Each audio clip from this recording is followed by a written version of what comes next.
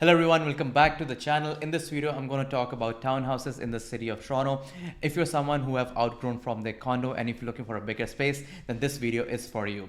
I'm going to break down this video in 3 segments. In the first segment of this video, I'm going to talk about good neighborhoods where you can find townhouses with good school districts. In the second segment of this video, I'm going to show you a few recently sold listings for townhouses just to understand what type of townhouse we're looking at and at what price point. And in the third segment of this video, I'm going to go through statistics for townhouses specifically in the city just to understand where the prices were in the past and where they currently are and where they're headed down the line.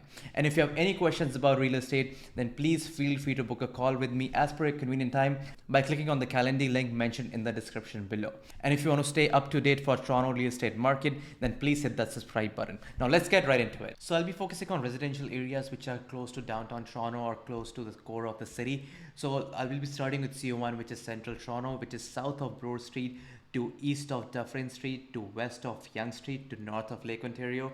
On the left side is the W01, which is we'll be focusing on the east part of the W1, which is more of a Roncesvalles area.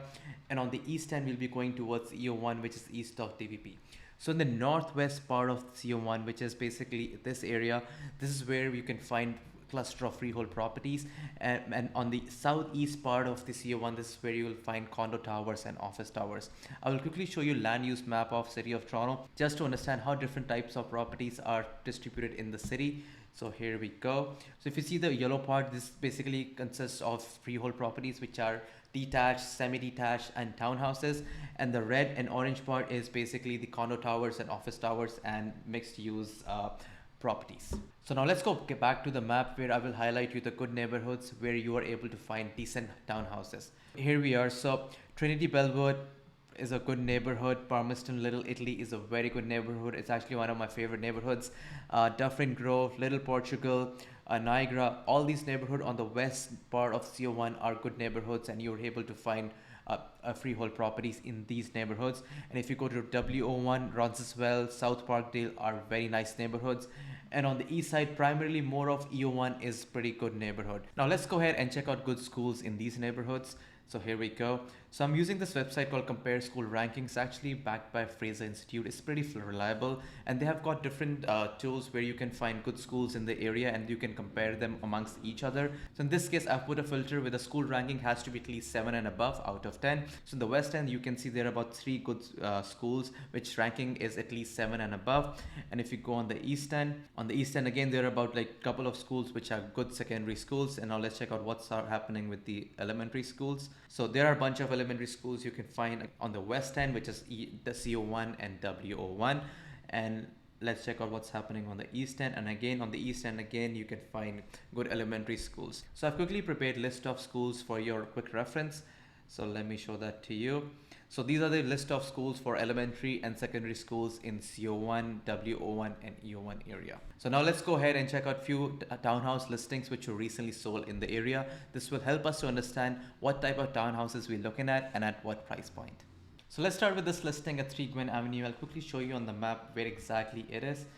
So it is right over here, just basically northwest part of Liberty Village. That's where it's located. It's right over here. So let's go back to the listing. So this was listed for $1.159 and was sold for $1,060,000 on November 1st of this year. The lot size of this is 16 by 67, not the biggest, but it's still okay for a townhouse.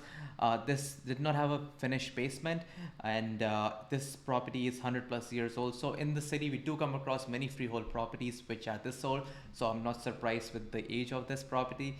It did not have a parking spot, so the solution in this scenario would be to get a street parking permit from the city. It's not that expensive. It's about $20 to $25 a month, which is not too bad. Now I'll quickly show you a few pictures of the house. This is the entrance. This is the living area.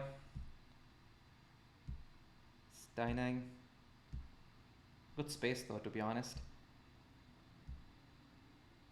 This is the kitchen, which is pretty nice, nicely done, seems like it.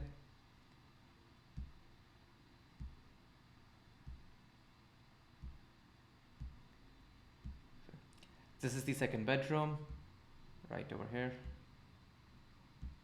And this is the primary bedroom.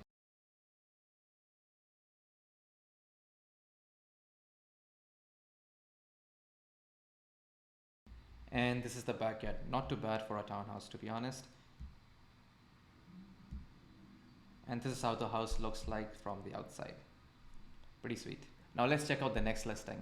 Alright, next up is 253 Claremont Street. This is located close to Trinity Bellwoods area. I'll show you the exact location right over here. So it's located right over here close to Trinity Bellwoods. The closest intersection would be Dundas and Bathurst. Now let's go back to the listings. So this was listed for $949,000 and was sold for $925,000. Not too bad for this price point, to be honest, for a townhouse. The lot size is 12 by 60. Again, not the biggest. They did have a partly finished basement. For some reason, they haven't put the pictures of the basement, so I won't be able to show it to you when I show you the pictures. And didn't have a parking again, similar situation. Again, you'll have to get a street parking permit from the city, and this was sold on October 13th of this year. So let's check out the few pictures. So here are the pictures. This is the entrance. Not the biggest, to be honest. It's the living area. It looks slightly more dated than the previous one, but yeah. This is the kitchen, older style kitchen here.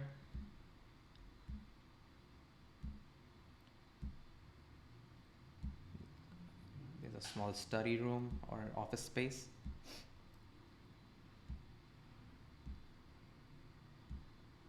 Apparently this is the primary bedroom. And this is the second bedroom. And this is the backyard.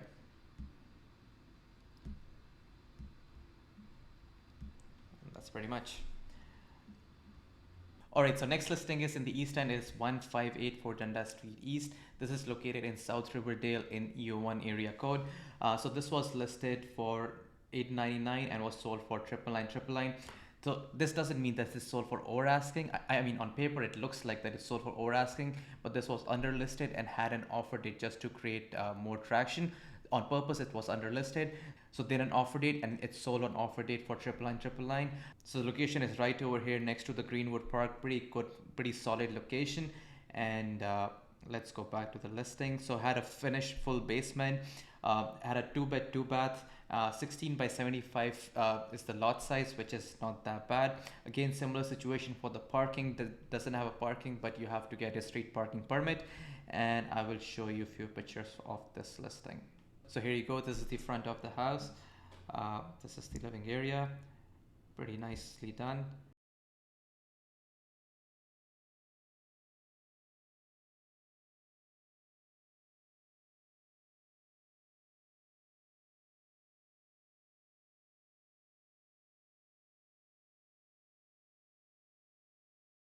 Nice bathrooms. And this is the basement. And just to give you context, so the houses in the West End are slightly more expensive as opposed to the East End. In the East End, you're able to get more value out of your buck. Okay, so just wanted to give you that heads up. And this is the backyard. Nice. And it's a good sized backyard. Alright, so if you want these listings, please let me know in the comment below and I would be happy to share these listings with you or more listings with you. Now let's go ahead and do the in-depth study of the statistics. So here's the data for townhouses in the city of Toronto, and here you can see I've outlined the data since starting of this year up till November 2023. So here is the average prices right here.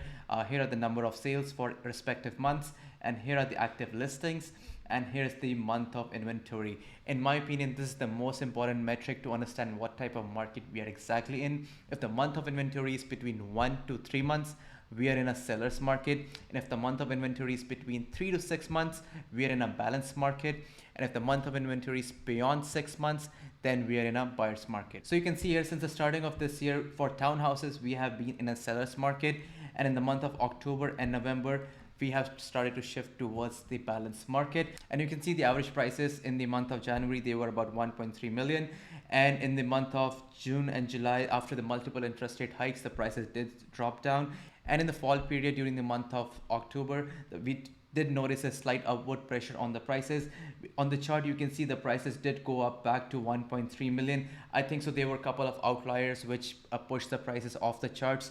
As per me, by working on the ground level, I don't think so the prices did climb up that much. And in the month of November, we can see the prices came down to 1.1 million and the number of sales came down to 47.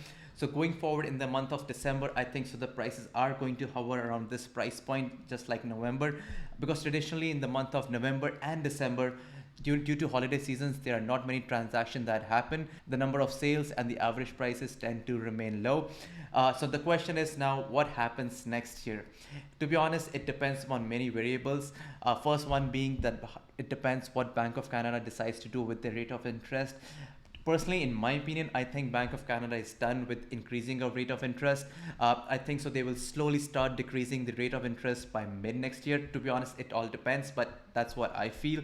But there are articles like this, so I'll show you. So the articles like these help in restoring consumer confidence, because there are so many buyers who are sitting on the sidelines waiting for some certainty to take place into the marketplace. So I'm not trying to say that prices are going to skyrocket. I think we might see a slight upward pressure, and chances are very high that the average prices in the first quarter of 2024 will be higher than what we saw in the November of 2023. That is this number, that is the average price of 1.1 million. But at the same time, we also need to consider that our economy is slowing down, and our unemployment rate is rising. That is, our unemployment has raised to 5.8%. And lastly, we also need to consider that the mortgage renewals are coming. So in about next 18 months, over 3 million of Canadians, they have to go through mortgage renewal process. So that is something we need to keep a close eye on.